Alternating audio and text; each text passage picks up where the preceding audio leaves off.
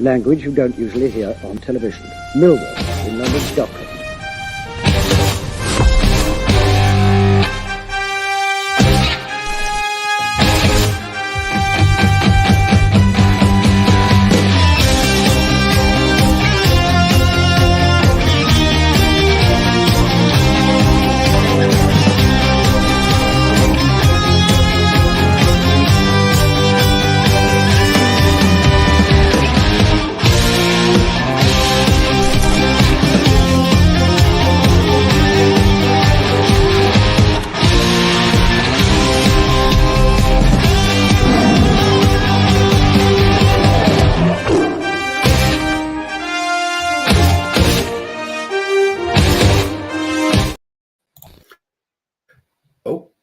Good evening. Welcome to another edition of That Friday Night Live. This time it is before Plymouth. Plymouth at home, the last game of the season.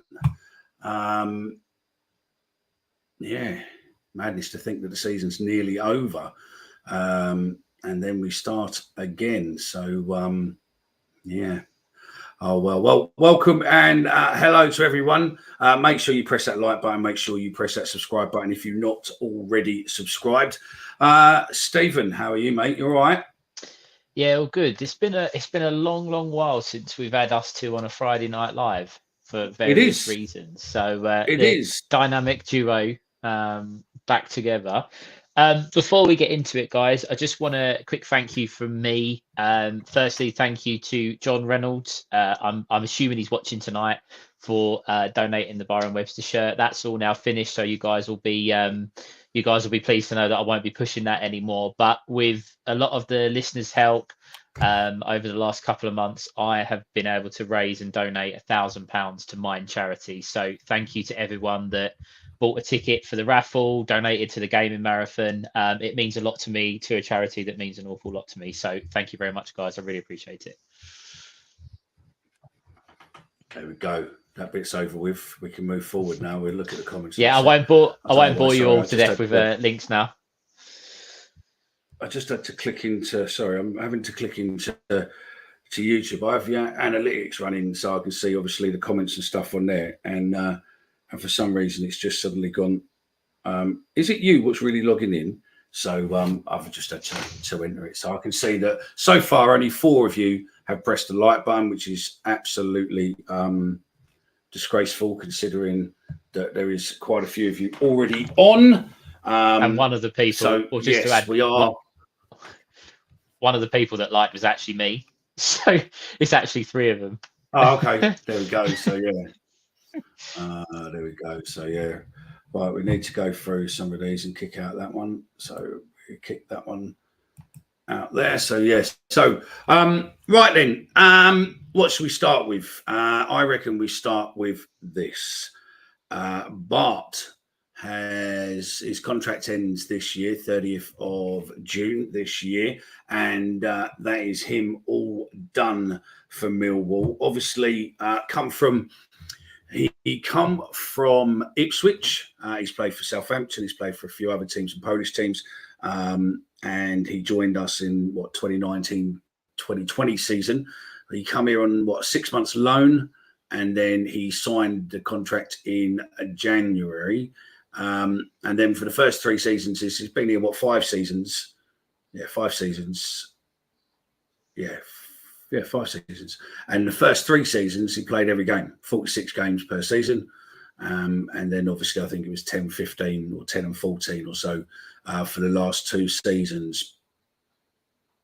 But he has been an absolute superstar for us. He's always been there when we've needed him. Yes, his legs and his ability his ability is still there, but his legs and his body's giving up. To a degree, he isn't what he was, but I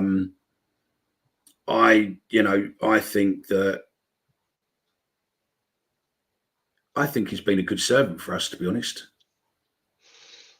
Yeah, absolutely. I think he's been a cracking servant. I think the fact that at Millwall, certain positions get a lot of praise at Millwall. Centre half being one, and goalkeeper being another. And I think the fact that he won back-to-back Player of the Seasons, sums up just perhaps how good he was in between the sticks.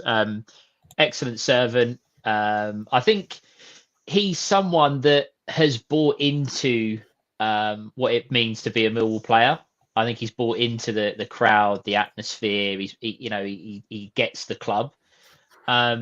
Shame that his body is perhaps failing him. He's getting to a point now where the end is near for him. I don't know if he's going to carry on. He may well do. He might, he probably might be able to drop down the divisions. But for us, he's been excellent.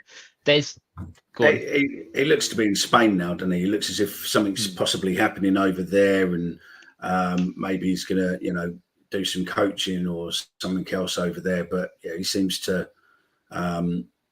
It seems to be okay, but I've got a question for you in a minute based on Bart. But and obviously go to the comment section. Those of you who are watching us across Facebook, Twitter or X, and YouTube, and don't forget that you can all comment, and we see your comments in the studio. So if you do want to comment, then please do so. We will see your comments, including these ones like this.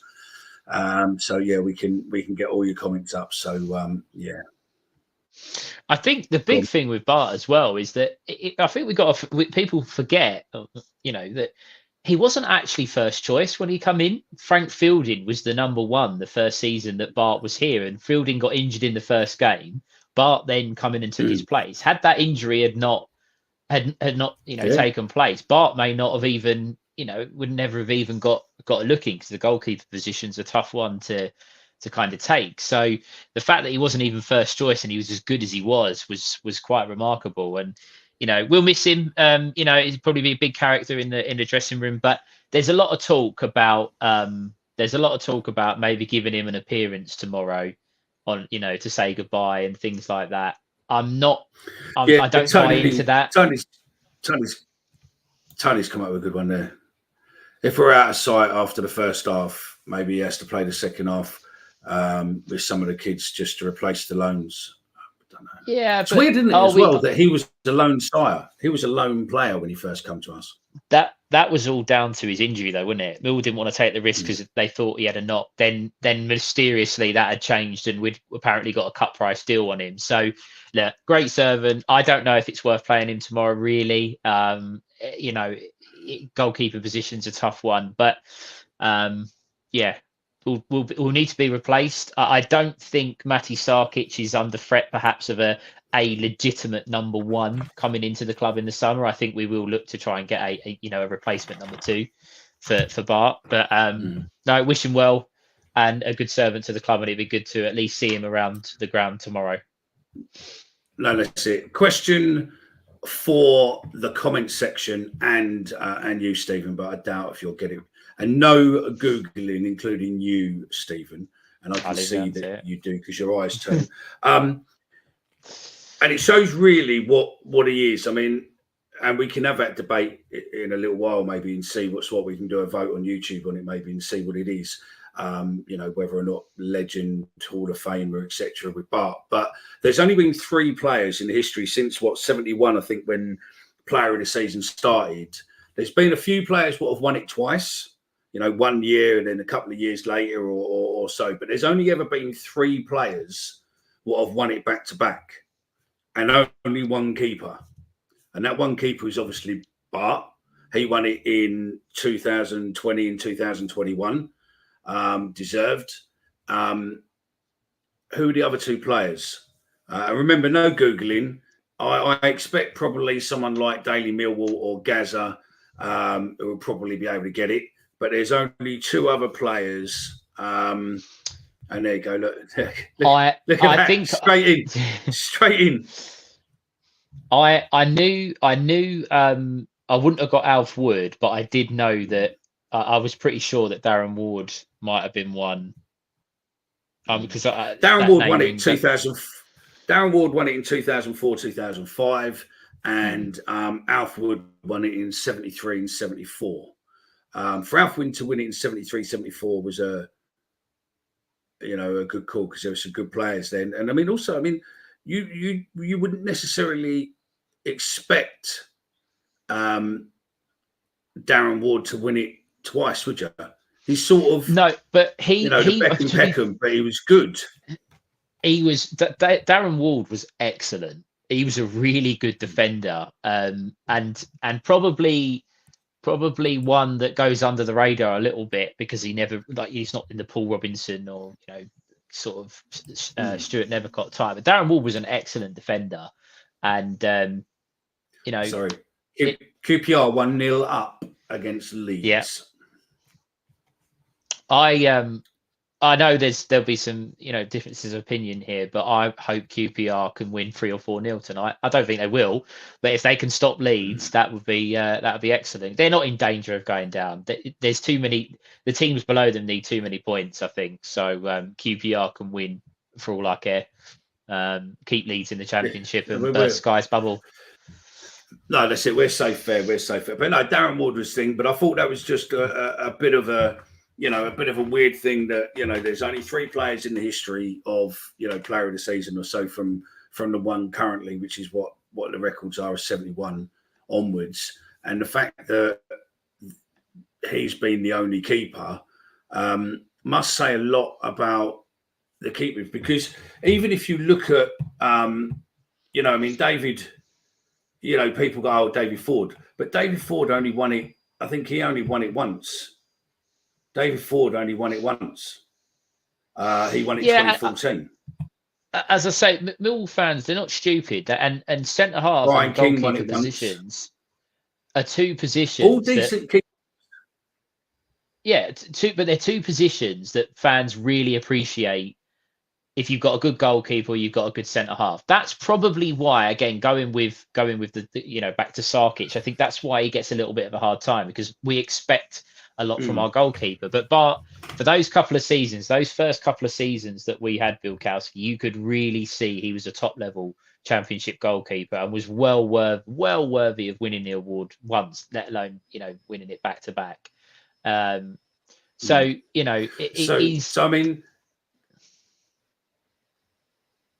through it. So Brian King's won it for goalkeeper, 72. Brian Horne's won it in 87. Casey Keller won it in 93. Tony Warner's won it in 2003. And David Ford won it 2014. And fuck me, I don't know about good keepers. Jordan Archer's won it in 2016. I was waiting for you to get to that. And Bartes has won it twice. The thing is, David Mills 2020 and 2021.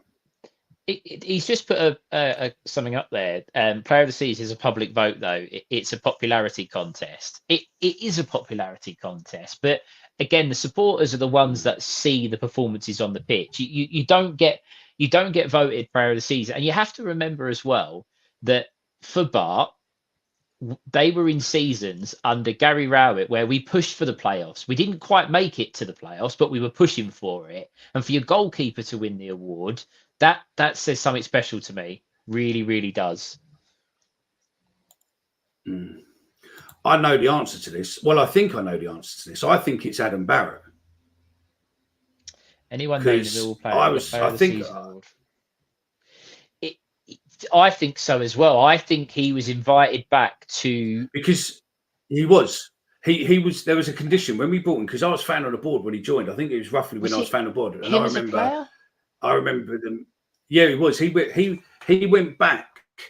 Basically, he won Player of the Year, and he'd signed for us. And their end of season was after he'd signed for us, and the club gave him permission or whatever, but he went back. But he went back. I swear that it's what you call it. It's no, I don't think it was. I thought he was a coach and then was invited back to Gillingham for an award that he got, not a player, not Gillingham, Southend. No, I don't. I'm not sure. Adam Barrett was their best player. They love him at Southend. They love him. Let's get this before do it down. Colin.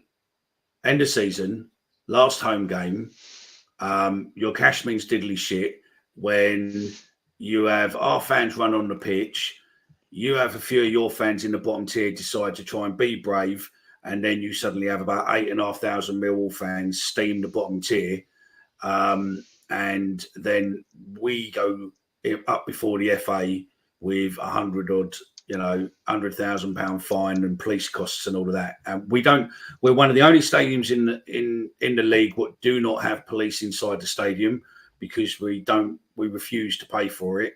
And that's it. If there are anyone on the bottom tier, it would be us. But to be honest with you, I don't think there will be, because it's a shared concourse, shared bar, everything else. Unless they've petitioned half and half, and then you've got half the top and half the bottom. But the fact that you've got the whole of the top is it. And to be fair, mate,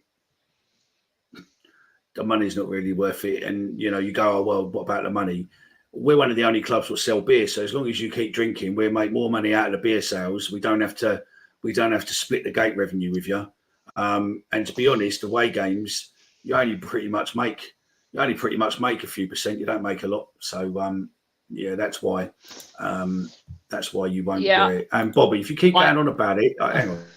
Bobby, I got your message. I will get you done. Stop going on about it. We're now finishing this season, and we're going to be building up for next season, and you'll be going on one of them, okay? Because if you keep giving it, when I do the interview, I'll capture all your voice messages you've ever sent, and we'll just play those in between our interview if you want, fella. So, yeah, I still want my aftershave, by the way. Right. I think the thing with the Plymouth fans as well, I saw a few things on Twitter that they were unhappy of the allocation. And I get that. I knew it wasn't. I don't think we signed him as a player. I'm sure we didn't sign him as a player. But anyway, the Plymouth fans, I get it. They would want to bring as many as possible. It's a big game that they need to win, I think, to give them a real chance of safety. I think if they do get anything tomorrow, then they probably will be safe. So they're probably disappointed from that point of view. But it just, from our perspective, it makes zero sense to allow any team in the division. And it'd be interesting because if we were playing Leeds or Leicester or Ipswich, we still probably wouldn't have given them the bottom tier. It doesn't matter. It's not just because it's Plymouth. It would have been anybody in the division last game of the season. I will say, I think. Go on. No, I totally agree with you. I think it's down to the fact that the safety committee wouldn't let it go ahead. It just wouldn't go. So yeah. Yeah, I can't see it. I can't see it. No. And from us, the money doesn't really. They're not fussed about an extra 1,000 ticket sales. Make more money out of it. Maybe they should be. Make more money out of it. But yeah. Yeah, but it's not though. The away tickets, you don't get. There's only a percentage, because when we took all the fans there, then there's about a 5%, out of it. There's not a lot out of it. So by the time our fans went there and what they made, and their fans come here and what we made, there's not a lot in it. So that was one thing where I said before about, we can screw them. And it's like, what's the point? There's nothing really in it. So yeah. No, and to be honest with you, don't get me wrong. Millwall Holdings, who is it? Tell us who it is now. I'm intrigued. Don't get me wrong with Plymouth as well. No disrespect to them at all, but it's a nothing game to us, really. All it is a chance to say goodbye to some players, and Harris will want to keep his home record intact. It doesn't mean a lot to us. It means more to them. Why would we want to give them more opportunity to bring more fans into the ground? That's just kind of how it is, really. And it's no disrespect to them at all. It would be the same if we were playing any other team in the division. To us, it's our opportunity to say goodbye to some players. And, last time you'll see some friends and stuff down the den and bits and pieces and whatnot. So, to move on. To be fair, their disabled supporters will be at the bottom anyway. So yeah, PJ Wasley, no, but similar type of thing. There's a comment coming up later where he's the guy was playing in the 70s. It could be. So I'm out. I'm not going to get it. No, it's not. A couple of people have said Alex Mitchell could be a call though, because he's probably going to get Lincoln Player of the Year. So that could be Millwall Holdings. Millwall Holdings has said it's a 70. He's a player in the 70s. Okay. Oh, so it's going to be maybe it's quite what tricky is to. it? Is it Brian King then? It could be Brian King. Don't know. Surely it's Bart for Ipswich. I would have thought Bart would have gone back to Ipswich, but I don't know now. Kevin O'Callaghan. Not now. If Ipswich get Oh, into the Premier League, no chance. Gordon. No. No. Yeah. Well, yeah. Forget. No, he won't. I don't think he'd be keeper, but I think he'd be on the training side. Maybe. I don't know. Possibly. There's loads of guesses going on in the comments there, mate. So again, get yourself in the comments, mate, if you've got an idea and a guess there. But yeah, I honestly don't know. If you're watching on Twitter, get involved. If you're watching on YouTube, make sure you like, subscribe, and and get involved. So yeah, I'll tell you one other thing I was gonna mention on the subject of the contract situation. I find it really interesting that they've announced Bart, but they haven't announced Sean Hutchinson. And it just says to me that I think Harris would like to keep him. I don't agree with that personally. I think Hutch has been superb, but I think he's reached the end of his time at Millwall. But I still think that Millwall were trying to sort of eke out a little deal for him, because why would they announce Bart and not Hutch? There's no reason not to, unless he's going to be on the coaching side of things, which could work. I just find that interesting that there's been no news on him yet. Is his contract definitely up though? Yeah, it is. There was an article a couple of days ago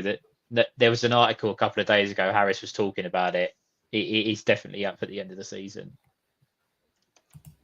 So what was saying that's it? It's definitely up. What he just said that he was talking. I'm going to try and find it. He was talking about. He was basically talking about how he knows he's aware of the contract situation, but you know. Oh yeah, I saw that. He's not going to be. No, he said Hutchinson's deal expires at the end of the season, and it is not yet clear what his future may hold. And he just basically, Harris goes on to say that I'm fully aware of Hutch's contract situation. He's out of contract in the summer, and I've spoken to him about it. We've had initial conversations with Sean, and he knows my thoughts, and I know where he's at as well. We'll be speaking every week without fail, and it's a big summer for Sean and his family, and for us at the club. So Harris went on to then talk about his impact on the training ground and things, you know, all kind of conversations and stuff like that. For me, I love Sean Hutchinson. I think he's been superb. One of the better players in the modern era for me. I would say a proper captain when fully fit. But it just, to me, we've kept a few of the players who I thought may have got a deal. I think Bradshaw, I think he was quite lucky to get another deal. I know it's appearance based, so it wasn't necessarily a decision that the club really wanted to make. Perhaps. Apparently, QPR have gone 2-0 up against Leeds. Just as just to interrupt there, that hasn't come through yet, but apparently they have. But yeah, Hutchinson's been a great servant. Much like Bart, will get a lot of praise if he does leave. However, I think he's one that should be going out the door as well. You look deep in thought there, Mickey. Oh no, I was just putting Sofa scoring so I can see the scores. So yeah, that's fine. It is 2-0. It is 2-0. Yeah. Wow. Well, that's a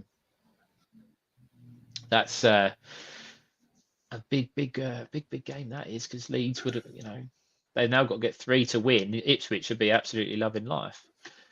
But yeah, I mean, guy in the chat, obviously, there's people commenting. A lot of people are commenting on the player from the 70s. However, if you are still following us, what we're talking about currently, would you keep Sean Hutchinson for another season? Would he be someone that, as a player, because that's what it sounds like he wants? Yeah, but do we need another fucking defender? Do we need another defender in the fucking Millwall coaching team? Well, this is what I'm saying. I don't know. I personally don't. I don't think so. With Wes Harding still on the books and Murray Wallace still on the books, Jake Cooper will still be on the books. Is there a place for Sean Hutchinson? I don't think so. Love him, but I don't think so. And we're going to need, Alex Mitchell's coming back. They're going to have to invest in a centre half as well. So, we'll see. We'll see what the future Well, holds. PJ Wasley has just come up with Tony Hasley.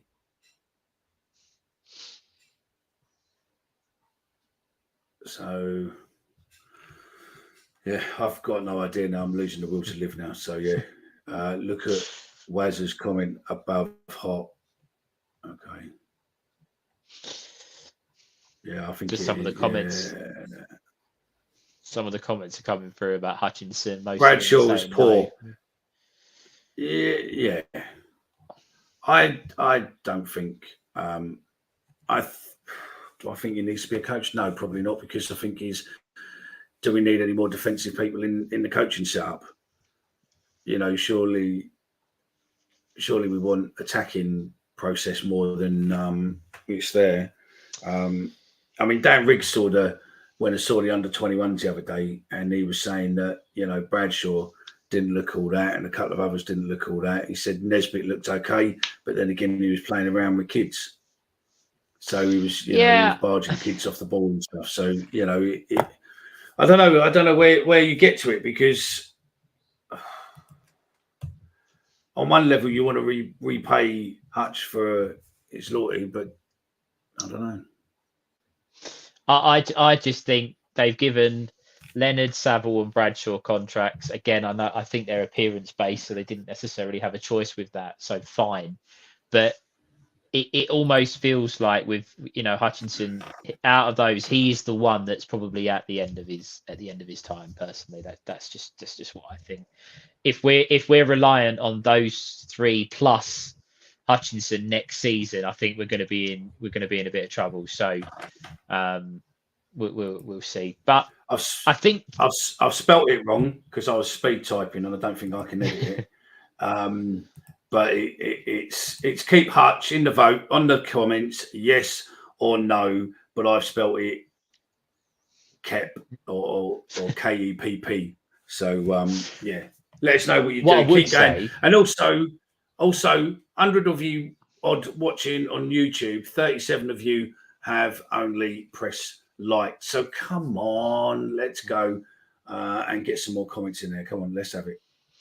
What I would say though, tomorrow, is that I would absolutely, and I think Harris is going to do this anyway, I absolutely would be bringing on Sean Hutchinson for 10 minutes at the end. He is. It's different with the goalkeeper position, because I just think that's you don't tend to do that. But I would like to see, and I'd like to think that Harris will bring on Sean Hutchinson and give him a little bit of a farewell. I think if he does as well, I think that'll tell you where it's likely to be heading. If he doesn't, again, we might be looking into things differently. But I think you'll definitely see him at least. We look into things so fucking bad. It's unright. Oh, it's unreal. I know. He could wear everyone's always looking off a coaching job. Do you know what I mean? Everyone's always looking for that bit of news, isn't they? They're always looking for that, to be able to go, oh, I saw this, oh, I know this. It's the same with transfers. It happens all the time. But I would, as I say, I think if you see him tomorrow for 10 minutes at the end, because let's face it, if we're 1-0 up tomorrow, Harris has got no need to try and sit on a 1-0. He doesn't. So, we'll see Hutch say goodbye to him and move on, I think.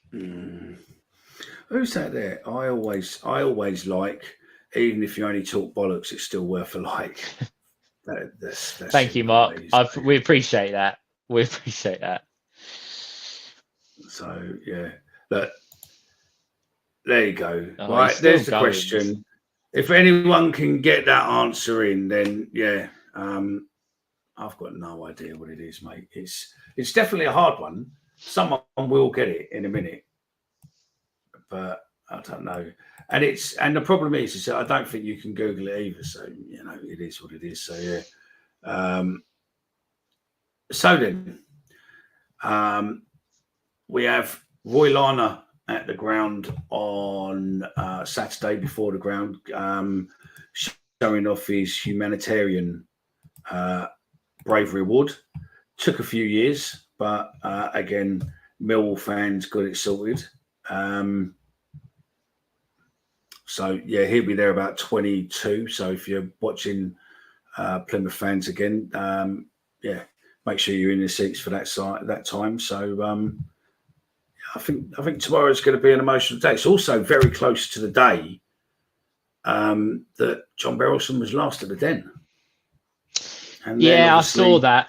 Everything happened. I did see that. It's very close to the last time he was at the Den. I think tomorrow, whilst we still have Swansea next week, which again I'm quite pleased that we don't have to go there and play for anything, I must admit.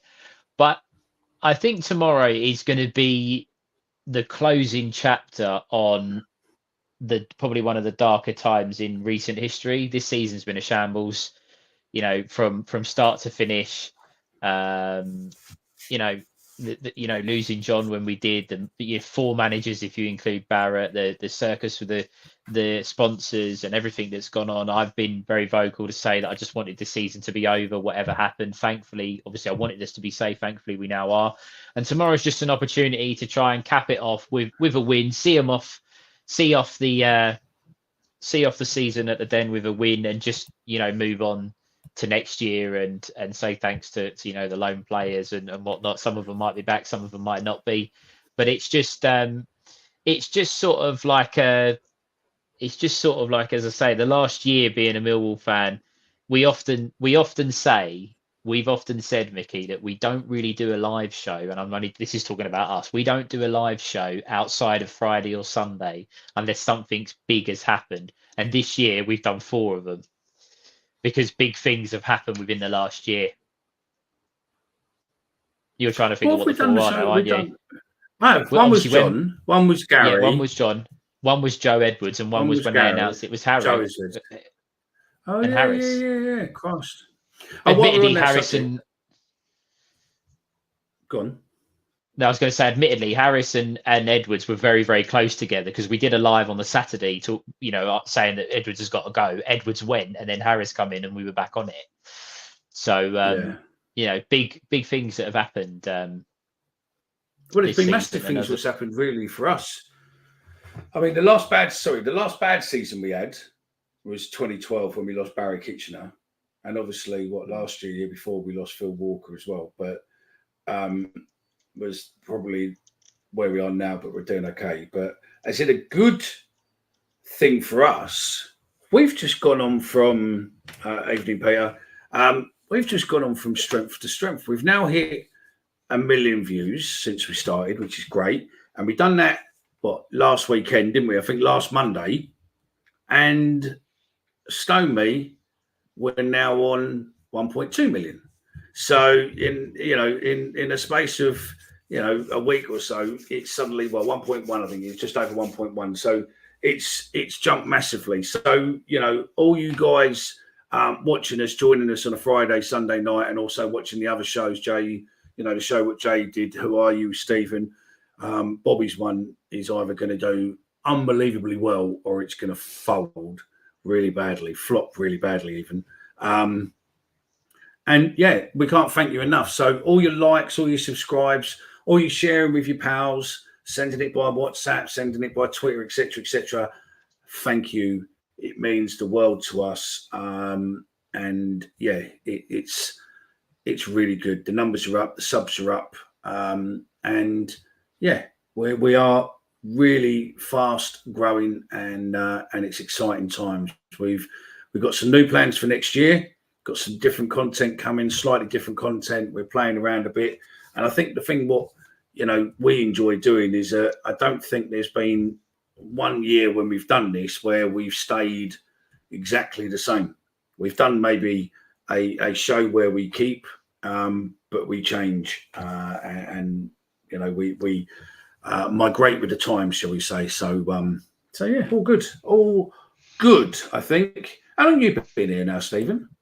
I was trying to figure that out the other day. I have been here now for about it's about 16, 17 months. I joined halfway through the beginning of last season. So yeah, that's you've been putting up with me for that long. There was a comment from Mike in just a little while ago saying, what loan players do I think will be back next season? I think Ryan Longman is an absolute dead cert. I think he's absolutely going to be he's going to absolutely be in next season. If Harris has got anything to do with it, I think they'll definitely be knocking on the door for him. The others, Alan Campbell, certainly not. Tanganga, as much as I'd love him, we're not going to be able to afford him. Brooke Norton Cuffy, I got the feeling listening to his interview, he's talking about development. He's going to want to maybe try and push on maybe to the next level. If he's good enough, I don't know, but I think that's where his mindset might be.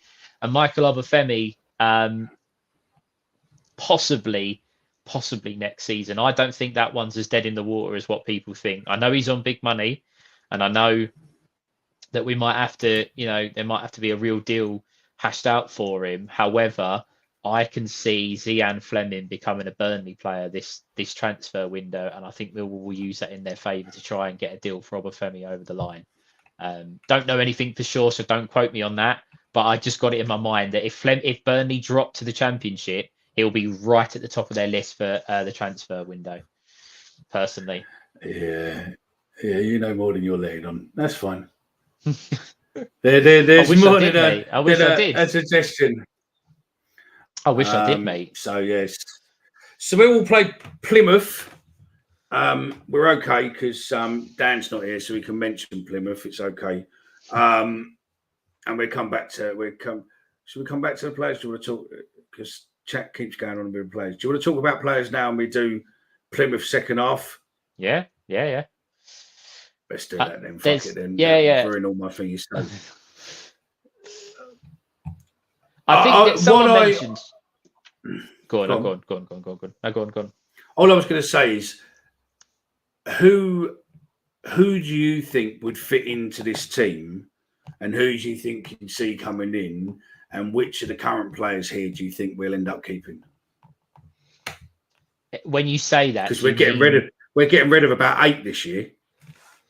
Yeah, I just say the loan players are all going back. I think Longman will potentially be coming back in the door. I'd be amazed if Millwall don't try and get a deal for him. Again, it does also depend on players that are out there. I think there's certainly I desperately would look at the Rotherham goalkeeper. I know he might not want to be a backup, but that Victor Johansson is superb. He's an excellent goalkeeper at this level and would certainly push Sarkic. But I think there's going to be a lot of suitors for him. We do need. There's a comment in the chat. We do need a bit of a bigger target man. We do need a bit of a bigger striker. That might force Harris's hand in the sense of maybe playing a little bit more with 2 strikers up front. Who that target man is, I don't know. I thought if QPR were going to be relegated, I would love us to have a look at that Sinclair. I don't know what his first name is, but I'm sure that someone will be able to tell me in the chat. The big guy, the big young striker they've got, he looked excellent against us. Would have been someone, but because they're going to stay up, I think it'd be tricky to get hold of him. And again, it depends on as we always talk about, what contacts does Aldo have in his black book? That's good because that plays into the article you read earlier, where Harris seems to Armstrong Sinclair. There you go. Yeah. Seems to put a lot of faith in Aldo, whether that's PR or what it is. But there does seem to be either that or he's not necessarily staying around much longer. But it was obviously he said, I'm here to do this part of it, and the recruitment's down to the club. Yeah, Harris is. I think Harris is being really clever there, though, because he's basically saying, "Look, I can tell him what I want, but I'm not getting involved." He's basically saying that's on someone else. Don't be coming at me, Stephen. You would be fantastic as fan on the board, a font of knowledge. No, I don't want to be the fan on the board. I've heard enough from Mickey to put me off that, I'm afraid. But yeah, I think Harris has been a bit clever there. He's saying, "Don't blame me. look at them boys, because I think Harris knows that there's a lot of pressure on Alex Aldridge and Steve Kavanagh this summer on transfers, because people are going to be looking at them going, right, come on in. This year's been a shambles. What are you going to do next year to sort us out? I think it's very clever. Yeah. There's a Newcastle fan in the chat, Geordie. Away the lads, QPR are doing great. Welcome, Geordie. Mill was safe, right? Jordan. Yes, we are safe. We are safe, my friend, very much so. Joe chats, not sure about who we can bring in, but can we convince Wrexham to overpay for Tom Bradshaw? National team striker would be great PR for the TV show. It would be great, but I can't see that. Bradshaw's so settled. He's so settled. He don't want to go. Unless someone comes in with a stupid offer. I could see him doing well, though, at Wrexham. Yeah, probably would, and that sort of PR circus and all that.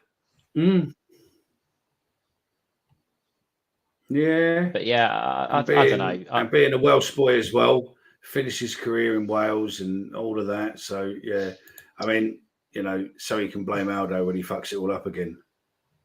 That's it. That's what I'm saying. I don't get me wrong. I'm not getting on Harris's back at all when I say that, but he's been very, very clever. Very, very clever. Loan us some players away, the lads. Yeah, Newcastle, take a couple of players from them. They'll be looking to spend big this year.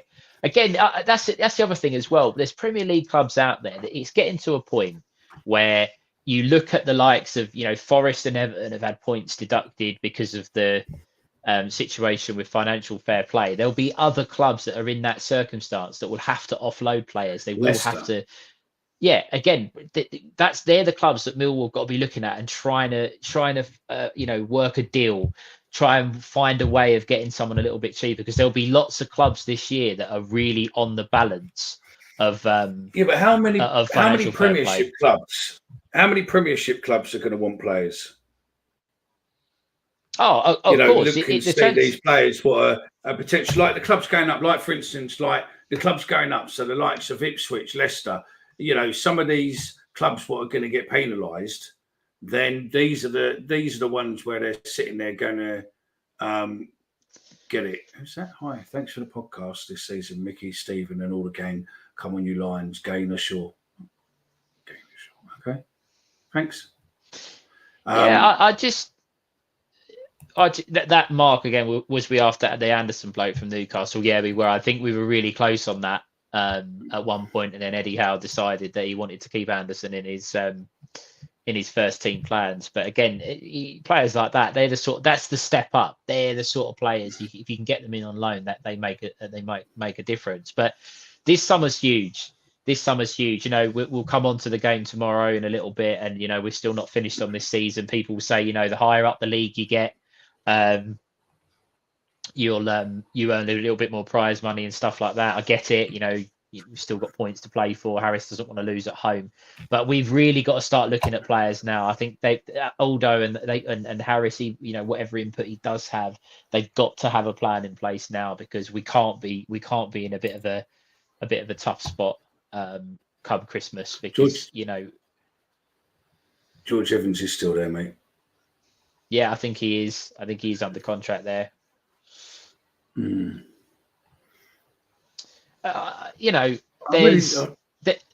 be a lot of go on.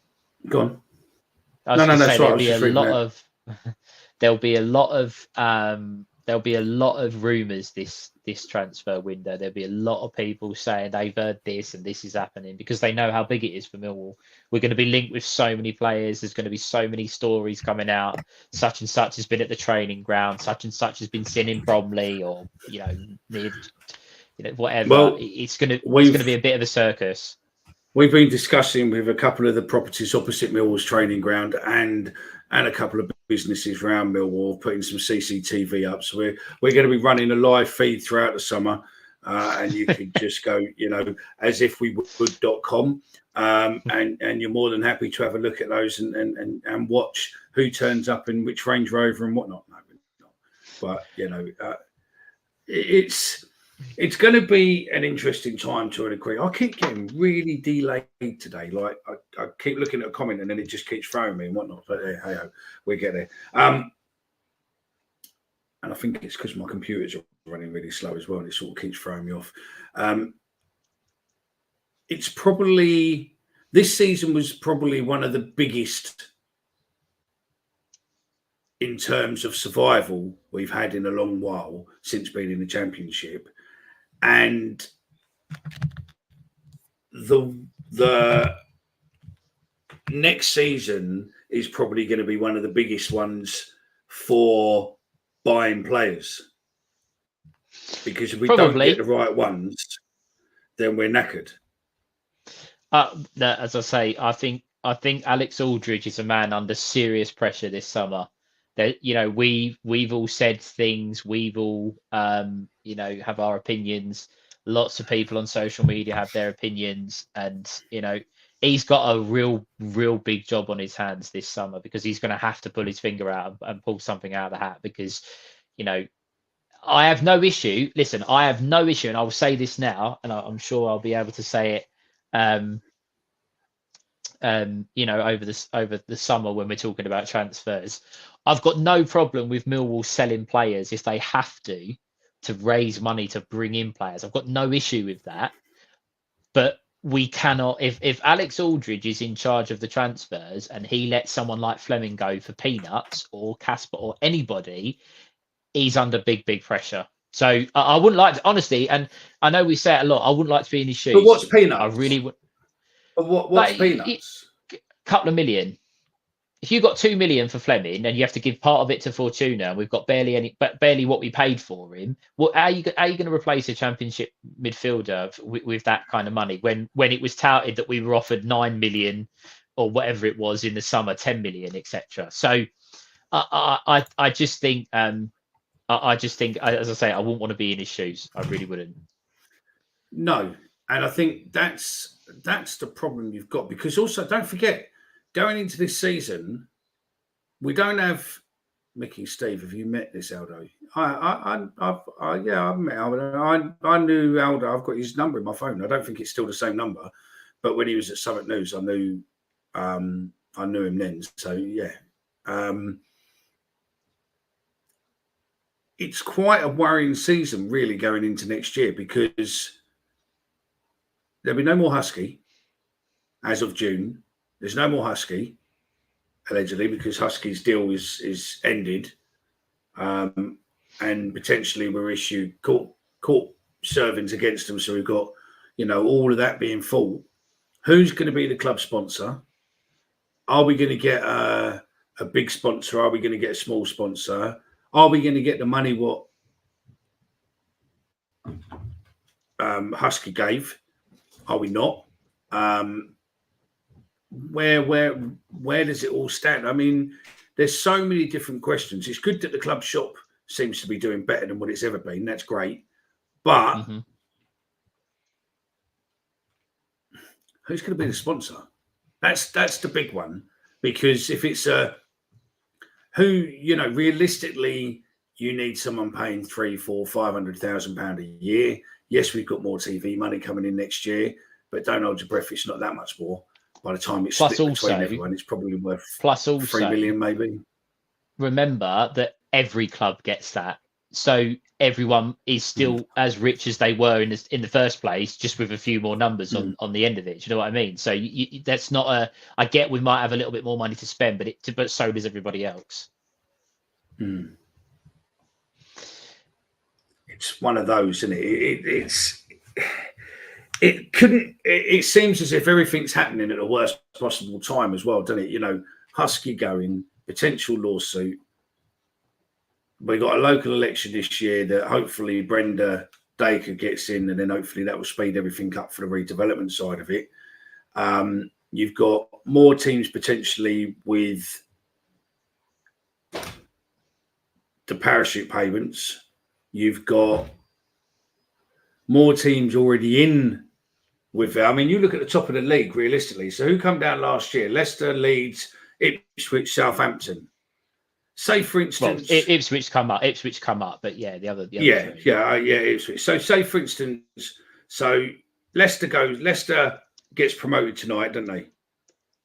If Leeds don't win, So. Yeah. So they get promoted tonight, for instance, possibly. and then it's going to be between Leeds, Ipswich, Southampton, West Brom, Norwich, or maybe and Hull as well. Maybe.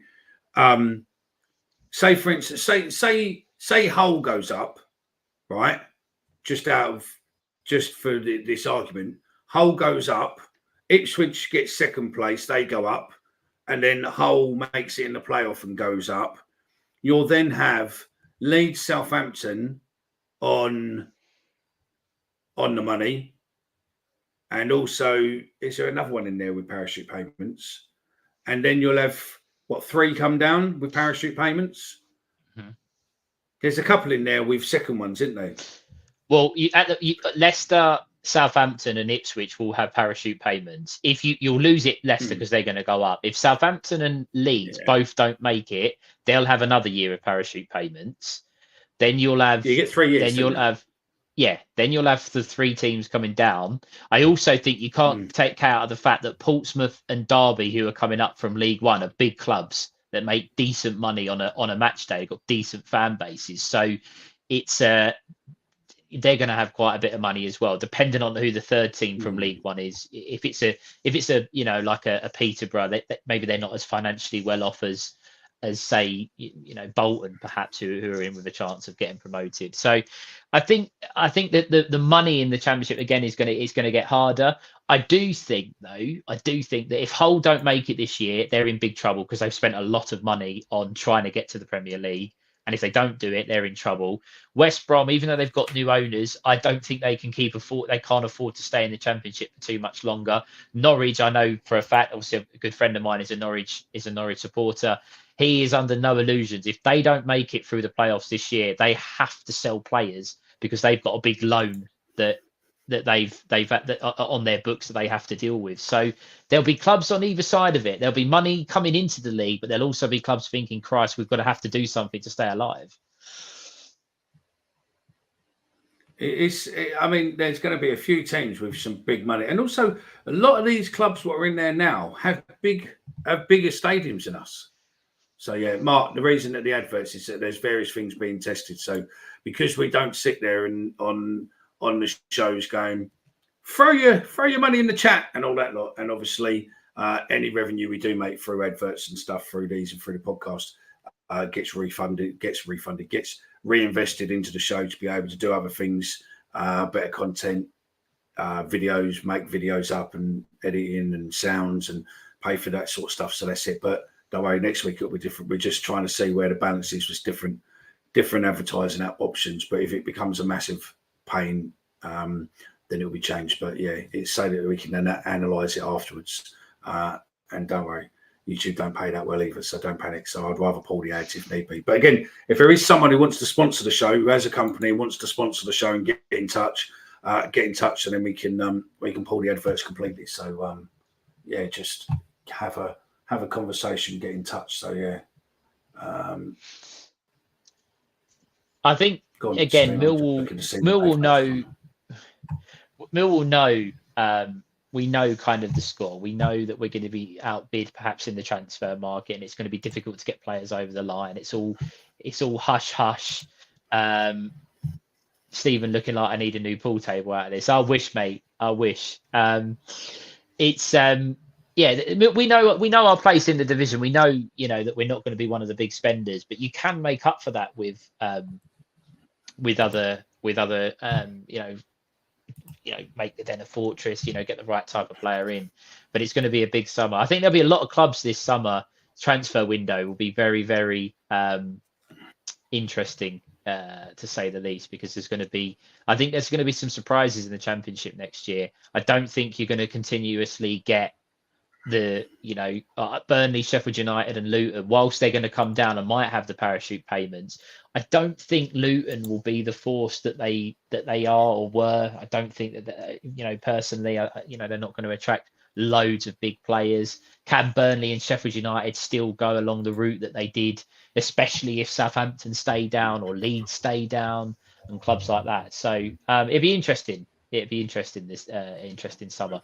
There was a comment in our group chat about. See, that's a cracking point, by the way. There, Asia, the Asian League, Japan and stuff like that, are some of their players are proper fit. Oh yeah, I mean, all you got to do is speed and ability. look at some of the players that have come over to this country. Matoma at Brighton. Who's the guy who's at Coventry? Sakamoto. There's a guy playing for Celtic who come over from the Japanese league, scoring a load of goals, admittedly in Scotland. But there's players to be had in those leagues. The problem is that do Millwall send scouts out to the Japanese league? Because I can assure you they don't. They really don't. There's no way that kind of stuff's going to happen. So we do have to think outside the box. Just one thing. Sorry, Steve. Just one thing. This will never happen. There will never be super chats. We can put super chats on, but the super chats will never be on. And the reason they won't be on is that a while back, a couple of people basically, we didn't even know they were on and started putting money in the super chat. And we were like, wow, thank you very much. It's all going to charity. Anyway, at the end of the night, we're sitting there, me and Stephen are having a chat. And I said, I'll have a look and see what's what. As you click on it to see what's what, YouTube instantly sends you a message which says, thank you very much for all your super chats. We take 30%. Straight off the bat, with no question, no thingy. And that's just, if you're giving money in, we put it all to charity. But if you're giving money to people to say, oh, yeah, we enjoy this, here's money. What the fuck am I giving? Why are you giving 30% to YouTube? It's madness, but yeah. Sorry. Yeah, we don't. Basically, what he's saying is that we don't want your money, basically, like that. No, it's not that we don't. Listen, it costs to do stuff, and we need to put different things, and we need to make things better. I'm not saying it don't cost. It costs us to agree, and obviously the small bit what we make gets reinvested in and stuff, and does things with it. It's not as if we're going to the Ritz with it. We're not doing that. We reinvest. We buy different software. We mics and stuff like that to make things. But no, Tony, if you want to sponsor the show, get in touch with me. Drop me an email, mickey@thatmillwallpodcast.co.uk, and we can have a conversation. We get a lot of eyes on the channel, and we look at there'll be branding. We're not looking at branding at the beginning and stuff like that. There'll be proper bits like with these where I've got there, where you've got obviously the show branded at the bottom, your stuff be in the comments. We'll put stuff across socials, etc. And it's not massive amounts. We're not talking it's going to cost you 30 grand or something, mate. It's very reasonable. It's not a lot of money per show, depending which one you want to do. In fact, so much so that I've given one of the shows next season, one of the lives, will be purely to the Win Trust, which will be our chosen charity going forward now. So the Win Trust will be advertised on one of the shows, and that's basically So it isn't all about money. But again, if you want to promote your stuff to people, then Tony, it'll be a bit hard for you based in New Zealand unless you're a delivery, an online business or something. Well, it sells over this way, but long distance Uber driver. Thanks, Joe. Joe's doing us an article. Actually, Joe, I think I've got your number, but it'd be good if you can drop me an email with your number, because there's someone taking over the website for us next year, which is really exciting, and it'll be good to have you get you put in the writing group. And again, if there are anyone up and coming who write or likes writing, then again, get in touch and we put you into the writing group with the new website idea. Just to clarify on that comment there, Dan, Mickey hasn't got a new garden shed. He does want a new garden shed, but that's not what he's looking for a sponsor for. So we'll move on from that. There was another comment in there, John. Scouting is a shambles. Rowett picked out Zian. Club needs to get savvy with links and networks to create scouting links. I couldn't agree. Honestly, I couldn't agree more. The scouting does need to be, and it does work. You can go to other countries to be able to find these players. But someone commented, we barely send our scouts to places in London, let alone going abroad. It's something that needs to be looked at. And I've often said this, and I know you know, this might come across as a little bit of a piss take, but I'd go and scout. If they wanted, if people wanted to send me to somewhere to go and do some scouting, I'd go and do it. I'm sure there's people that would be able to go and do that. I know you're giving me a funny look there. Is that Dom Jolly behind you? No, but what I'm saying, they don't even scout ex-players, mate. I know of ex-players, good ex-players, what have offered scouting advice to them for nothing, and they won't do it. Brian King's offered I know, and given them a list of players, and they don't. You know, they've turned it down. I know, I'm well aware of that, but there must be people that they know. There must be people that have that are able to go out and scout, because it's just we're missing a trick. We're absolutely missing a trick. Yeah, we'll leave that one there, shall we? I know why they got pulled. That was down to me. You need to transfer in that Michael Van Geuren lookalike from Lions TV. That's their main sponsor, isn't it? That's their the fella with the figure. He's a nice bloke, actually, to be fair. They can't even get a decent beer at the den, let alone a scout. Exactly that. Do you know what? If you're ever bored, right, and you want to laugh, I think a lot of them have been taken down now, but a good thing was always go on TripAdvisor and look at Millwall on TripAdvisor. It used to be really good banter. And I looked on something, and there's something on there from about 6 years ago. There's a comment on there from 6 years ago, what basically said, your beer is shit. When are you going to actually get a half decent beer in this place? And with that comment there, it's just like, yeah, no, made me for you, mate. So yeah, has anyone ever met a Millwall scout? I've never have at non-league games. Club don't even track released academy players once they're out. That's it. Very naive. Don't need scouts. They've got Football Manager. Says it all, though, doesn't it? It's a joke, and I know it's a joke, but it says it all, because that is, you know, when is the club shop sale? It's on at the moment, mate. If you go in there now, they had a couple of shirts. The last time I was there, they had a couple of shirts up with printing on the back of them, and they're dirt cheap. The orange, the fur kit, anyway. You can go on our website. Do you want to get a deal? And there's some links. No, there's some links to Fanetics, because they wanted to be a partner. So yeah, there's links on there. If you buy through there, then they pay us. So yeah, not a lot, but yeah, it's cheap. It's about really? 20 quid a shirt, I think, at the minute, or 15 quid a shirt. Yeah, about 20 quid. Yeah, on our website. Yeah, click. It's about 20 quid, 25 quid, I think. So yeah. Tomorrow, the club shop will be down dirt cheap. This last home game, they'll just try and get rid of it. Although Fanatics might have a slightly different opinion on it. Last year, you know, when they used to have the other shop round the back, it's never open anymore.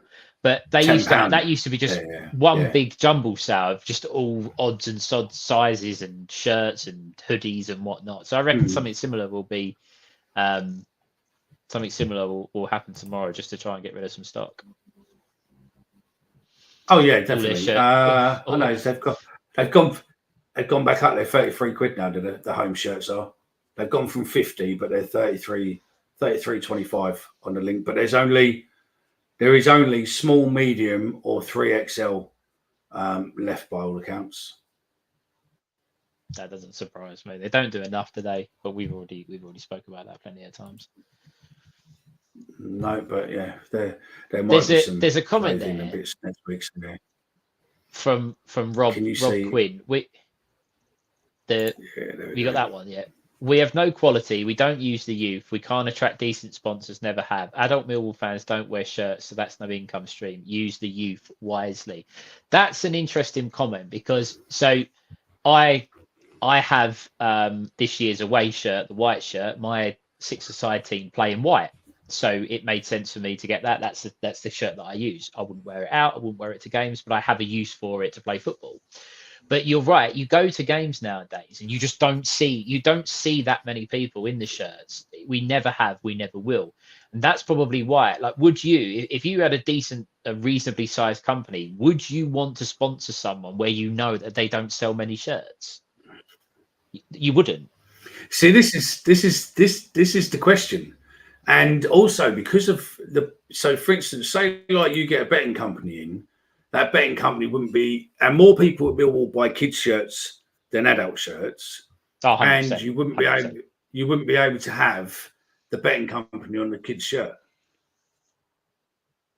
Dan Riggs says, can anyone see Hutch going to Gillingham? Got a feeling.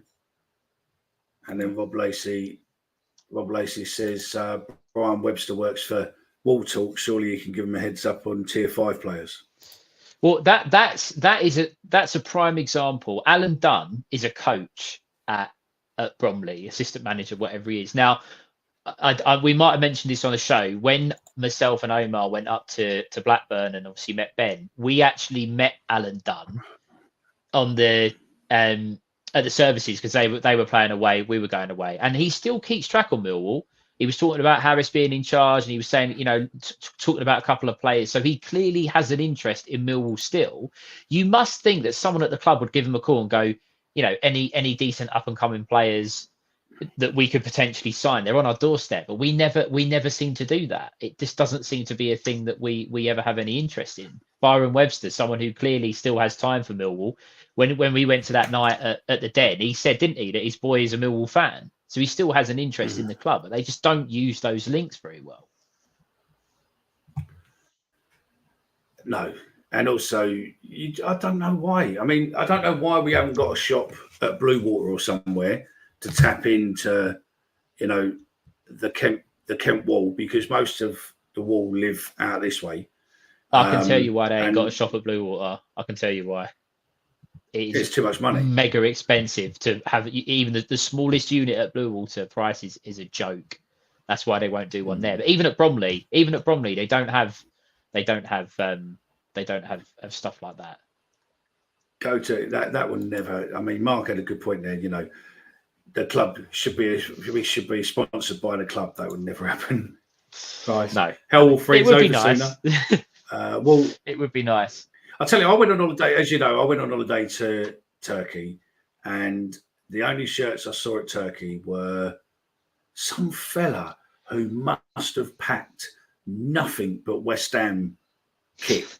Like literally, the fucker was wearing West Ham shirts most of the week, different home, away, second away, third away, fucking his auntie's fucking away, all of them. Then he had polo shirts, then he had shorts, then he had tailored shorts with West Ham and polo shirts with West Ham. Everything he had was West Ham, and then there was a couple of Leeds. There was a couple of Leeds fans there, but other than that, that was it. My boy and my girl were wearing West Ham shirts, which was getting brilliant looks because the West Ham fella was a skinny piece of shit, and he just screwed up, but never actually had the balls to say anything. I never wore a shirt. I didn't wear. Hold on, no. Hold on. Whoa. You just said your son and daughter were wearing West Ham shirts. No, my son and daughter were wearing Millwall shirts. There was a guy there. I was going to say, no. The way you that sounded like that from West Ham. I was like, mate, get that down, edit that out. No, that wouldn't be happening. But yeah, but it's the same. You don't see. The problem is that they don't seem to encourage the shirts on kids nowadays, do they? That's it. We don't. I do also think, push it. And also there ain't many counterfeit Millwall shirts, I suppose, is there? No, and I do also think, and it's the same every season. We've had it with the England shirts, and I'm sure that's going to come up again. The price of them, the price of football shirts, is so expensive. There you go. See. I'll go back. You've outed your kids now. You've outed your kids now. I haven't know where in Millwall, but yeah. Someone clip it before he gets the chance to edit it. I'm gonna have to do. Oh dear. But yeah, again, the shirts is another thing. That's something for that's another thing for the club to look at. But it's certainly. Can I just clear up? Question. If I did, it isn't meant nowhere in Millwall when these cunts are wearing West Ham, and he never said anything back. It wasn't West Ham. Fuck knows why I said it if I said it, but no. Yeah, they were wearing the black one. So yeah, and the red one. But yeah, no. I didn't. I'm gonna have to go back to that in a minute and look at it now. Yeah, he did. Yeah, he did. Fucking hell. You hear a lot of this now, don't you? You see these kind of things that come up with, people passing away, players and whatnot. just obviously it's part of life, but it just seems you seem to hear it more and more now, don't you? Yeah, that's it. And also they're expensive. I mean, even now, I mean, 50, 60 quid for a kid's shirt. The thing is as well with some kids, and it depends on the age range. If you get to like 14, 13, 14, it's a bit different. But if you're you see kids in the age bracket, say 6 to 10, they don't just want they don't just want the shirt, they want the shorts, the socks. So it does become very, very expensive. Thanks, Rosalind. Yeah, you're banned. Oh, dear. Mickey, I'm sure I see you down Laysdown with an I Love Billy Bonds t-shirt last year.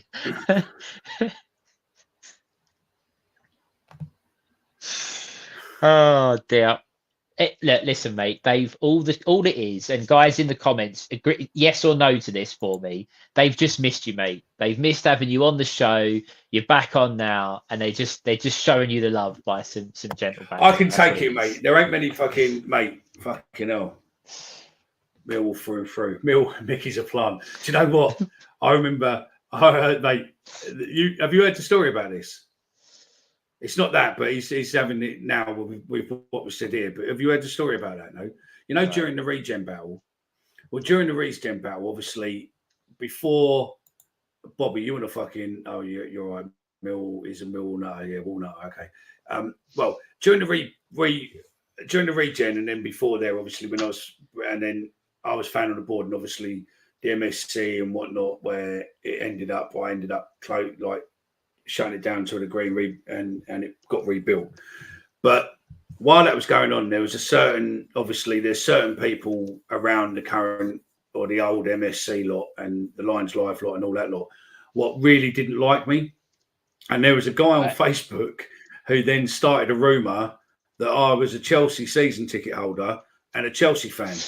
And it was like, mate, it was funny because the poor fucker really didn't know what he was getting himself into. The amount of people I've never met in my life were like sending me links and having it for him and having a go at him and all this sort of stuff. My neighbour, mate, was digging him out on Facebook. My neighbour's like, you know, the mild-mannered young kid, mate. Do you know what I mean? He was about 18, 19, I think, at the time.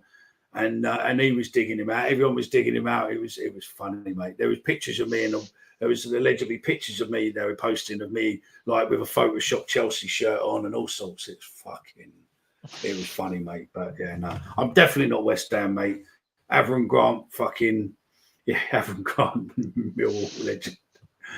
I was speaking about that with someone the other day, actually, who was part of the people who did that, and listening to the story, how it never nearly didn't happen. And the pilot basically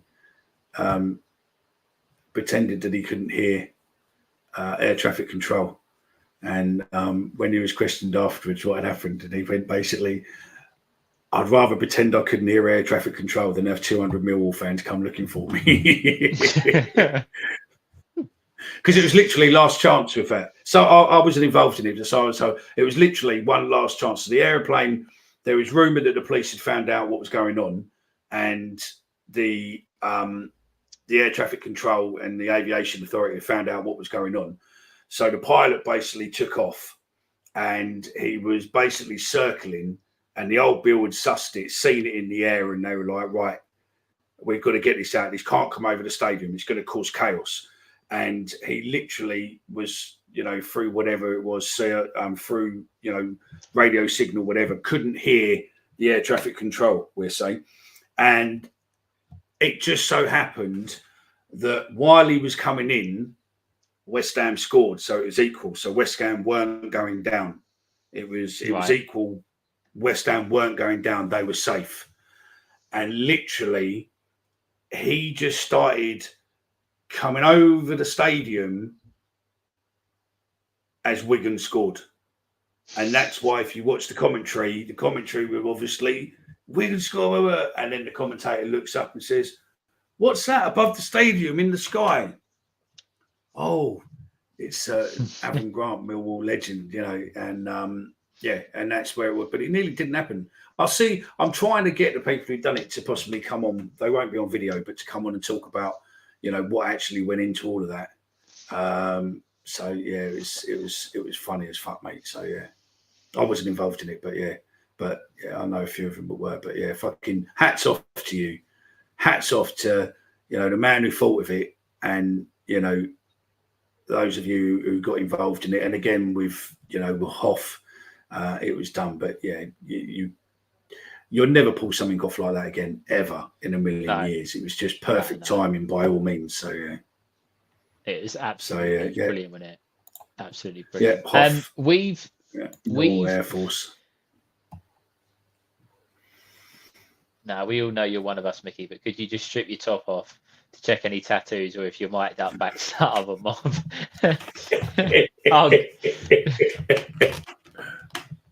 You say that? I can see it, yeah. It's not coming in through clear what it says, though. Oh, Bermondsey. It says Bermondsey. And then up there is no one likes us, we don't care. And there's a fucking great big line on my calf as well. So there we go. Yeah, Daily Millwall. There you go. Look, Daily Millwall chipped in £30 for that. Well done. We've been going for about an hour and 15 minutes. Shall we talk about? I know. Shall we talk about the game tomorrow? We talked absolute bollocks. Yeah. Should we talk about the game tomorrow? There's a couple of people that are asking questions about it earlier. So as Mickey alluded to earlier. They're not going to drop it, mate. You got to get some proof, I'll tell you. Plymouth Argyle visit the Den, the last team to come to the Den tomorrow, last home game of the season. It'd be good. Most of us from the pod will actually be there tomorrow, so it'd be good if you see us, come and say hello. Can we get in the chat to start with your predicted lineups? I want to try and keep it, if we can. Don't go with what you want. Go with what you think Harris will do, because I think there'll be a lot of people that will say play the youngsters, give Bart a go, give Hutchinson a go. Unless you honestly think that Harris is gonna change the team dramatically. If we can get your team predictions, not a score just yet, we'll come to that. Mickey, I am going to go all out on a whim, and I'm going to say I don't think Neil Harris is going to want to lose the game tomorrow, so I can't see him making many changes. There's no way at this point of the season, the fact that we didn't lose to Leicester or West Brom, which were the two teams that you'd have said that we might have lost to at the Den, there's no way Harris is going to want to lose that unbeaten record at the Den, right? Yeah. No, I don't think he will. And also, we've beaten them the last 4 times we met them as well, haven't we? So, yeah, I can't see it. Yeah, I can't see it either. I think he will go all out. I think it'll be strong. I think you'll probably see Nesbitt. You might even see Bradshaw up front. Nesbitt, Bradshaw for half a game up front, and then maybe come in with SC. Is Marku fit now? Yeah, they're all fit. But do you really think he's going to change it, though, and not go with the tried and tested to get him that win, or at least a point? Oh, there you go. Look, Dan Riggs is coming. Sarkic, Tango, Coops, Lenny, Danny, Savs, Billy, Cuffy, Zane, Zian, even Bobby Fatty, and Bradshaw.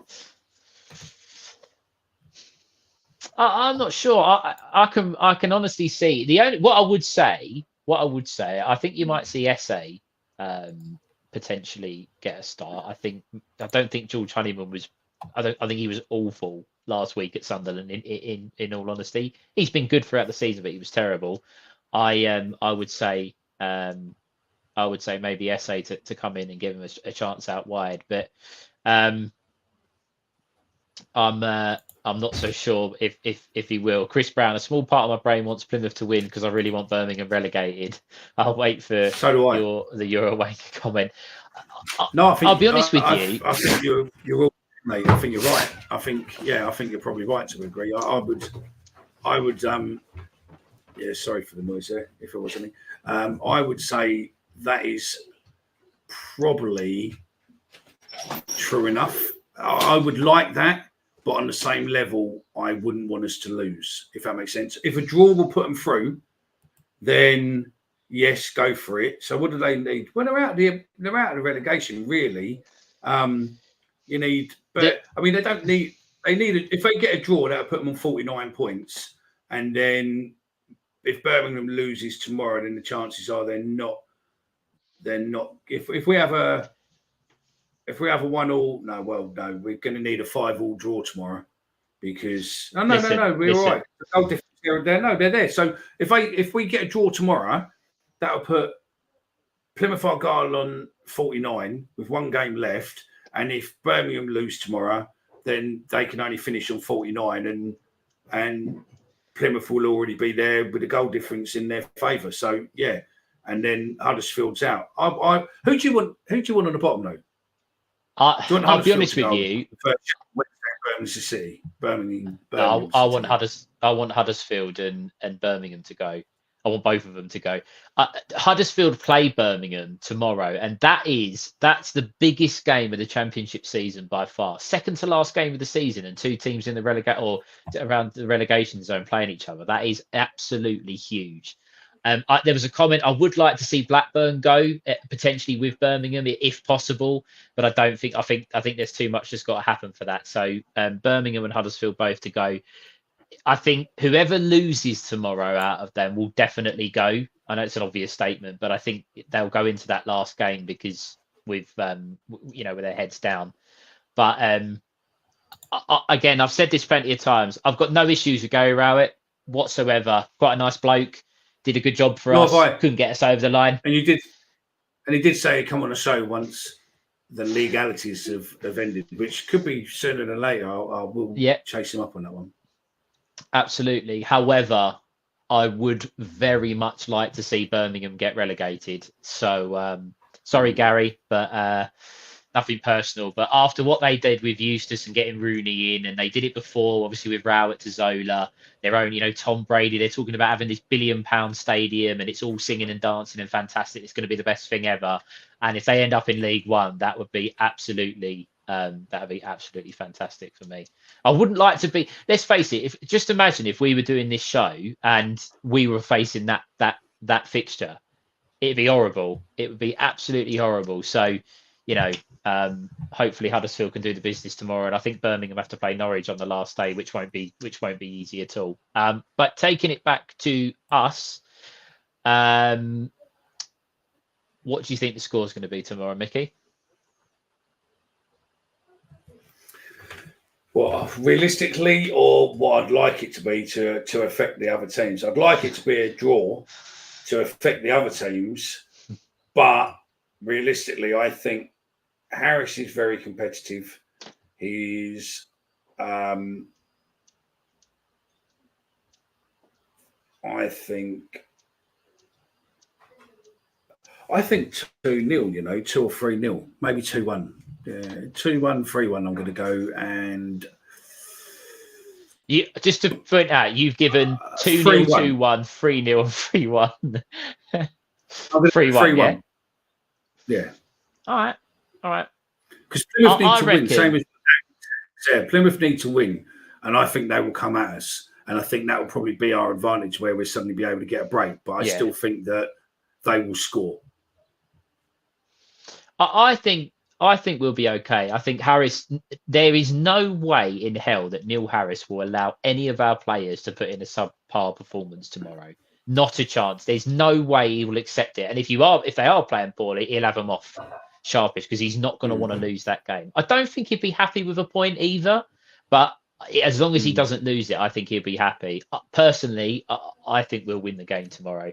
I think that comment that Dan put up there is spot on. Plymouth have to come at us. They have to get something from the game, I think, because of other teams around them could pick up points. So I think we'll be okay, and I think we'll get the job done. I'm going to go 2-0. But how not so comfortable? How pleased are you that that we're not in that scenario? What some of these boys are. Do you know what I mean? I mean, I would be, mate. It's a bit like last year where we were going into it and we had probably the worst fucking second half we've ever had in our entire life. Mate, going into tomorrow in potentially say you're going into maybe Plymouth position or Sheffield Wednesday. If you were in Sheffield Wednesday position, just above the relegation zone, it's not, and I'll be honest, and we'll do end of season shows. We'll talk about it. We'll go into detail, about what's happened this season. I went to Huddersfield, and when I left, Ben, Omar, Kai are all up there. We left that ground, walking back to the cars and the trains and whatever, going, we're relegated. It's done. We just thought we were absolutely dead and buried. There was no fight, no passion, just nothing. The fact that they're now safe, they've won 3 games in a row, is absolutely superb. And it's just nice. It's nice to go to a game of football and not have any pressure on it. We can enjoy tomorrow. Roy Lana will be there, obviously, at the start before kickoff, getting his award. That would be quite a nice atmosphere. One thing I do want to touch on before we do start to wrap this up and come to a close. We're not going to wrap it up. We're just going to go on forever now. Who come up with the idea to put the Player of the Season awards after full time? Do you know what it is? Do you know what it is? I know why it is. I know why it is. It's obvious why it is. There's 2 reasons for that. What I'm against, right, is one, that if you don't want people to enter the pitch, then basically have enough stewards to stop them, or don't sell the front part of the tier, whatever. Do whatever needs to be done to stop them. If you want to stop them, you can stop them. And let me just put that into more context. I don't mind if you're a kid running on the pitch to just run on the pitch, take a selfie, whatever, and get the fuck off. But grown-ass men, it's questionable. But no doubt Omar will be on there, or Joe, or someone will be on there tomorrow, or chaps or whatever, but it'll be questionable. And I'm joking there, but putting to me, end of season awards, why charge people a bundle of money to come to the end of season awards if you're going to do it on a pitch? Because the end of season awards pretty much work out. If they start at 6:00, you have dinner, you have a few awards through the dinner, and then literally dinner finishes, the players fuck off anyway. But realistically, you already know who's going to have won before that. So what's don't get me wrong. I've been to a couple of them over the last sort of few years, and they're good. It's a decent night. Don't get me wrong. Like it is a decent night, but there you go, because you were a fan on the board. And Neil Harris, John Berylson, Steve Kavanagh. Yeah, have some of that. Yeah. But yeah, I just think it's not going to stop people running on the pitch. First of all, running on the pitch is ridiculous, really, in my opinion. I've never understood it. I've never got why, especially as we're 16th in the league.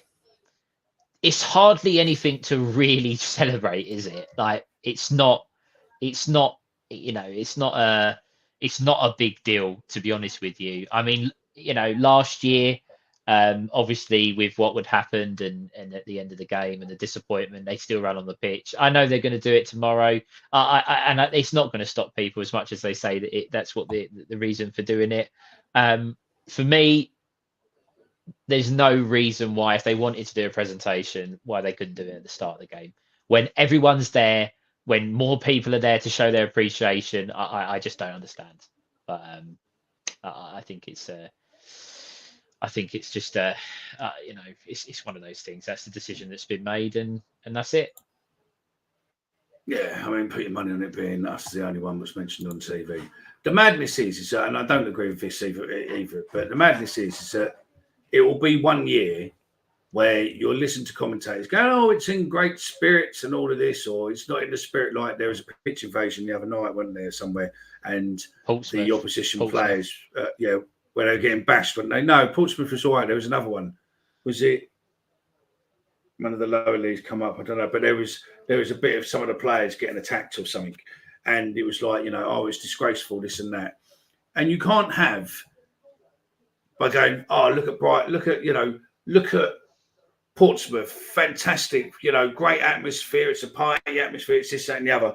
And then on the other hand, go thingy. The fact of it is, if the FA, the Football League, the Old Bill, whatever, it's a criminal offence to enter the field of play, regardless of when it is, if there's a game on. So technically, anyone who does run on the pitch could be nicked, could be banned, could be, completely and utterly fucked by the system if they really wanted to. And the way the system and the Old Bill are at the moment, you suddenly, I wouldn't put anything past them. But kids, fine. Run on, take your selfie, get the fuck off.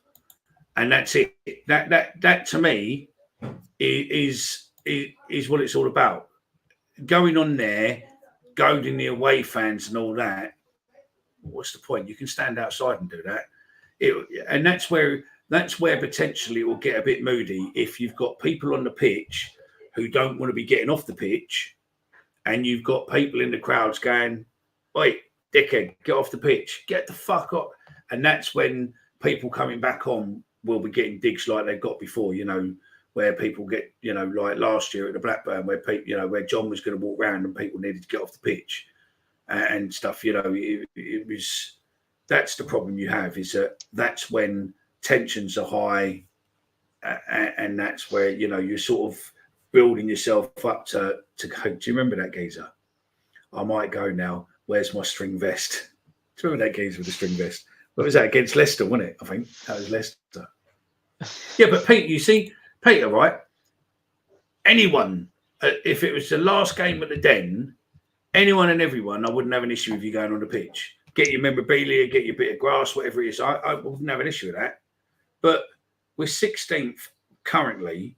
We might not be 16th come the end of tomorrow, because, what Stoke said, Stoke could come up, or we could, by the end of the season, we could be, higher, lower, whatever. And what's the point of celebrating? To me, yes, thanks, Neil. Thanks, Barrows and family and all that. And just, do it. I would just say, look, just prove everything wrong for a season. Just do something for the season to let it go on, rather than you apparently being there till 6 o'clock at night. QPR got a third. Jesus, that's Leeds' burst bubble. What a shame. Jesus. Yeah, but they're still second at the moment, though, aren't they? Yeah, but Ipswich have got will have 2 games in hand, and they're only a point behind. Yeah. So that's Leeds' bubble burst. Peter come back and said, "I'd have trouble getting over the gate now." It's all right, mate. It happens to the best of us. Don't worry. Yeah. Yeah, I think. Wow, 3-0. Well, that's it, mate, isn't it? Good power mine on the pitch, where is it? Good power mine ran on the pitch during the game and chinned Cardiff player. Okay. Lurch will have a breakdown. Yeah. I would be trouble getting over he'd be about, wouldn't he? He'd be out. People see Cav's statement. Yep, saw that. I read that. It wasn't that bad. Good to know. I did see, though, on that, it's interesting. They said that they're moving to a new ticket provider that would. Yeah, that was interesting. Do a new, what is it? Season ticket buyback and loyalty, a reward scheme or something that they want to try and bring. So with the buyback now, if you wanted to, you'll give someone your season ticket, wouldn't you? Allegedly, right? If you wanted to, you'll go, "Here's a season ticket, you go in. If I can't make it, yeah, you go, whatever," right? But I wonder if the club will be taking a fee out of that.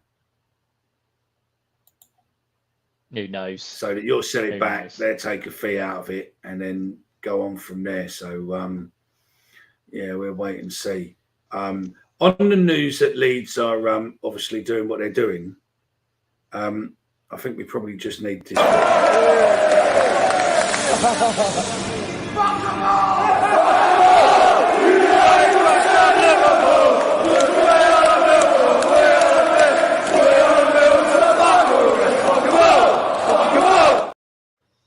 That's quality. That we have video, to laugh. Isn't it? It's absolutely quality. It is, and we have to laugh at Leeds. Enjoy, enjoy yourself, What was the Leeds. what was the All name the of way that back bloke to who kept? What was the name of that bloke who kept joining Arthur, the Leeds fan, who kept commenting on all the show? I wonder how Arthur's feeling tonight. I'm pretty sure he's.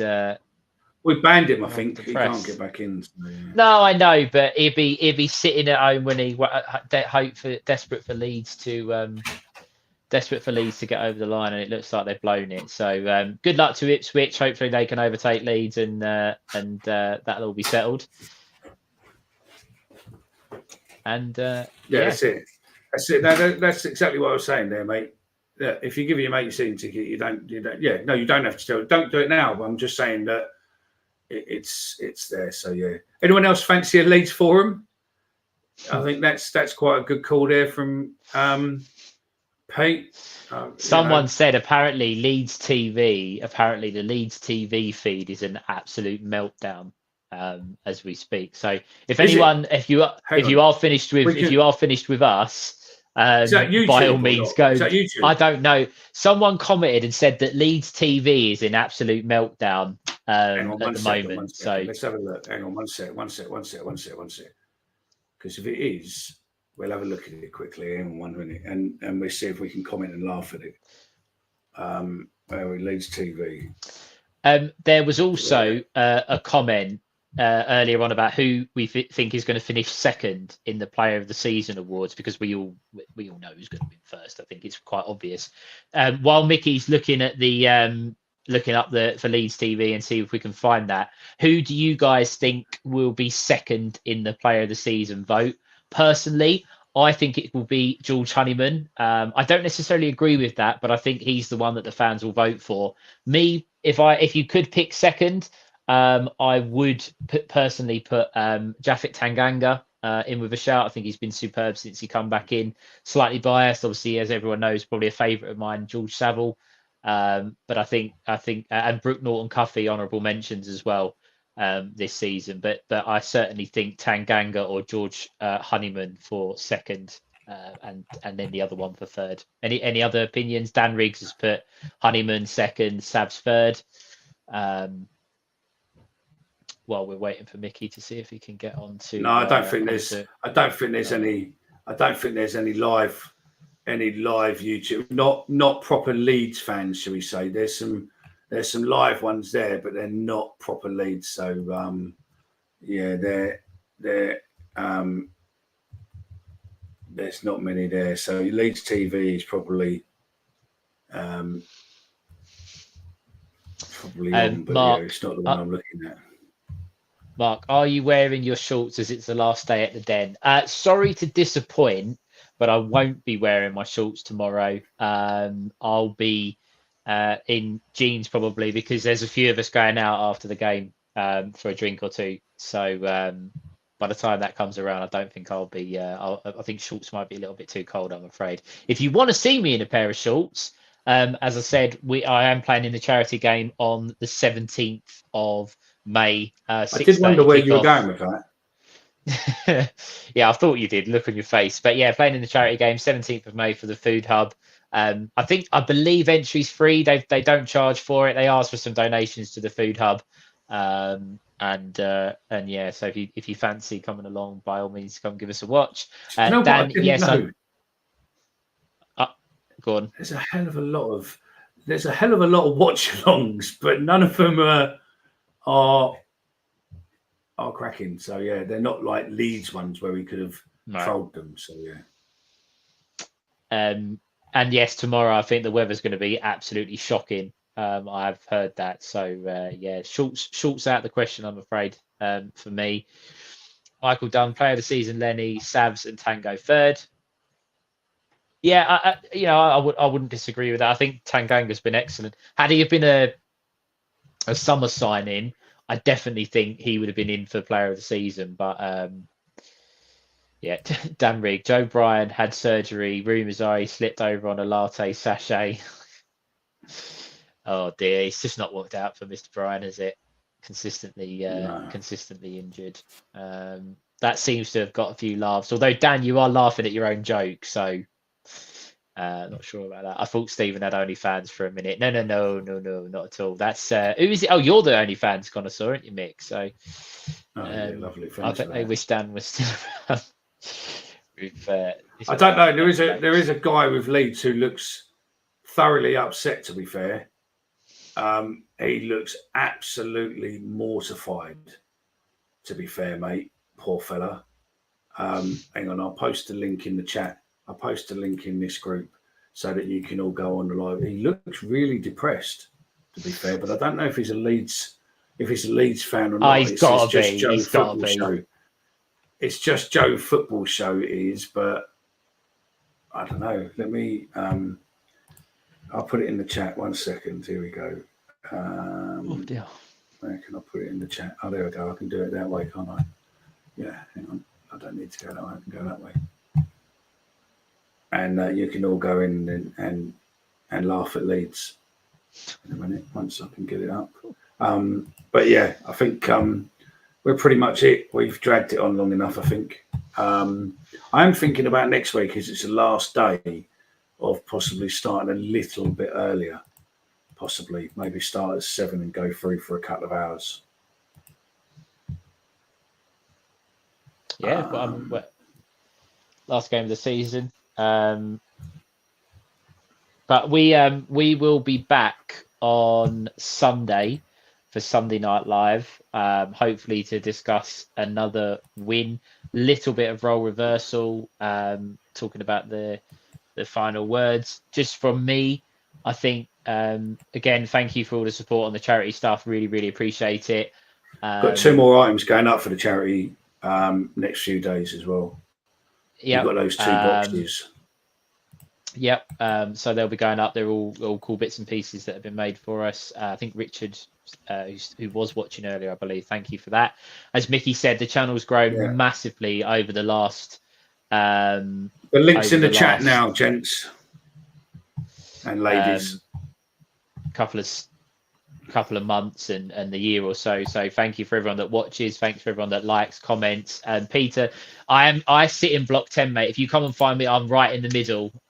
You're more than welcome to come and find me. I do have a couple of the key rings left over. I think Mickey, you're there tomorrow, aren't you? You have key rings on you and stuff? So, yeah, I am there at some point. So yeah, I don't know what time I'm getting there, but I will be there at some point. So yeah, hopefully as long as everything clicks in and goes well. So yeah. Guy, if you're enjoying that fella, mate, have a look at him. He's highly depressed. Bless him. And yeah, he doesn't look happy. No, he doesn't look happy at all. Bless him. Well, as I say, it's been really. We've had a good show. We've had a good time doing this. Obviously, thanks for everybody that that likes, as I say, watches, who subscribe to us. We do this because we enjoy doing it, but it's thanks to you guys that we're able to do it so often and bring the content that we do. So thanks for supporting us. There is a few more shows to come. We've got Sunday, and we'll have next week, obviously, for the last game. We will do some end of season stuff, so keep an eye out for that. Maybe we should do ours. What about doing ours next Friday night? We'll do our end of season bit there. Maybe that could be. We could try it earlier. But as I say, we'll try and get a few people involved in it. We'll sort about it. But we've still got some shows to go, and we'll have some bits and pieces for you at the end of the season. But thank you for all the support. And I say last home game tomorrow. If you see any of us, come and say hello. Bye bye. Oh, giddy up and get away. Oh, we're going Millwall and we're going today. Here we go. Rocking all over the dance.